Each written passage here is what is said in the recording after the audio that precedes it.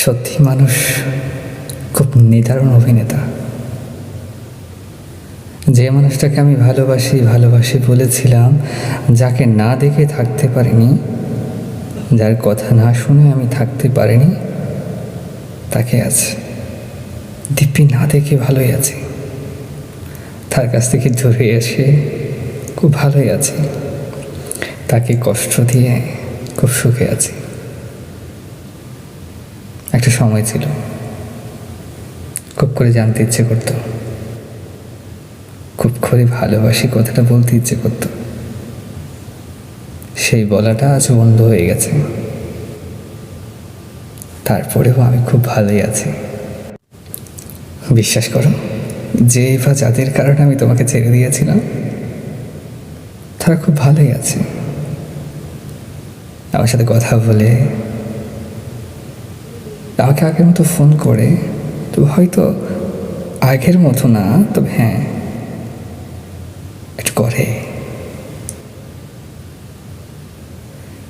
জানি তোমার বিশ্বাস, তোমার স্বপ্ন আমি সব কিছুই ভেঙেছি।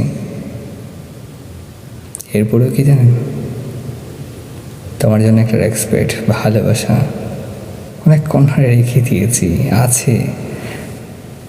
আপনার কাছে এসবের এখন কোনো মানি নেই, সব কিছু অভিনয় মনে হবে। মিথ্যে করে হলেও আমি খুব ভালোই আছি। আর সত্য যে এটাই, তুমি আজ তোমার ভিতরে নেই। আমি জানি তোমার ভেতরটা পুরো ছাড়খাড় হয়ে গেছে। আমি জানি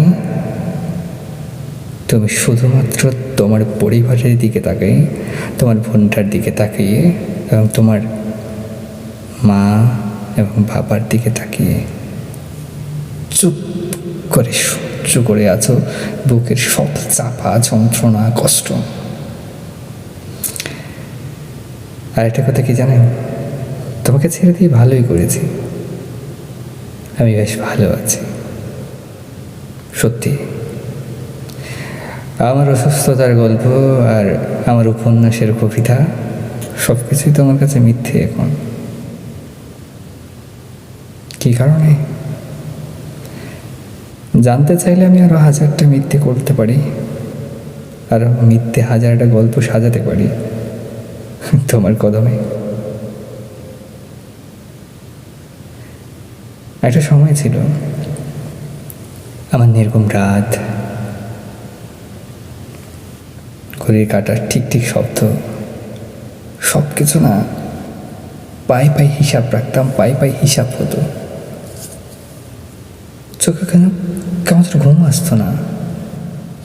ঘন্টার পর ঘন্টা কথা বলা, সব কিছুই কেমন যেন অতীত হয়ে গেল এক নিমিষে। শেষমেশ তোমার কাছে একটা কথাই বলবো,